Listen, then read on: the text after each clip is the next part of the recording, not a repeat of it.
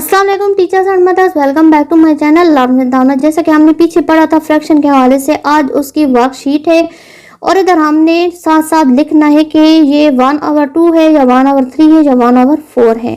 Same वही process होगा। बच्चों से कहेंगे स्क्वायर है, इसके टोटल कितने खाने हैं, 2 हैं, तो हम फ्रैक्शन का साइन डलवाएंगे और टोटल जो होगा वो इधर लिख देंगे और जो कलर वाला है वो ऊपर लिखवा देंगे। पहले फ्रैक्शन का साइन डलवाएं, फिर स्क्वायर के टोटल जितने भी जो पोर्शन है वो गिनवाएं, 1 2 3 हम इधर लिख देंगे। कलर वाला कितना है, 1 ऊपर लिख देंगे 1/3। ये सर्कल है, सर्कल के टोटल जितने भी पोर्शन है वो पहले हम इन्हें काउंट करवाएंगे और उससे भी पहले हम पहले फ्रैक्शन का साइन डलवा देंगे। 1 2 3 4 लिखवा दिया। कलर वाला कितना है, 1 ऊपर लिख देंगे। सबसे पहले फ्रैक्शन लिखवाएंगे। ट्राइंगल है, ट्राइंगल के कितने टोटल पोर्शन है, 2 1 2 नीचे लिखवा देंगे। कलर वाला पोर्शन कौन सा है और कितना है, ये वाला है और ये 1 है, 1/2।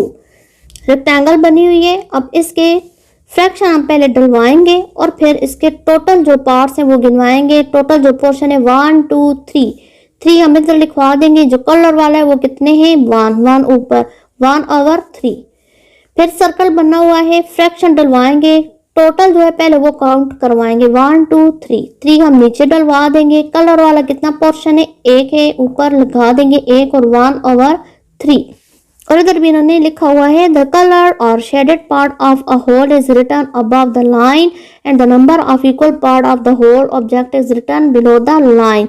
इसका यही तरीका है। सबसे पहले हम फ्रैक्शन का साइन डलवाएंगे और टोटल हम जो पोर्शंस हैं वो गिनवा कर लिखवाएंगे, 1 2 3 4 और जो कलर वाला है वो ऊपर 1/4 या 1/4।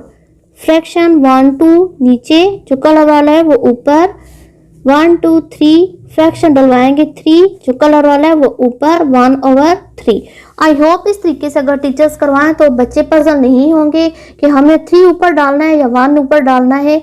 इस तरीके से बच्चों को करवाया जाए तो बच्चे बहुत जल्दी फ्रैक्शन का कंसेप्ट समझ देंगे। इससे रिलेटेड अगले जो लेसन होंगे अगर आपने वो देखने हैं तो मेरे चैनल को सब्सक्राइब करके बेल आइकन को हिट करें। मिलते हैं किसी नए सिलसिले के साथ। अल्लाह हाफिज।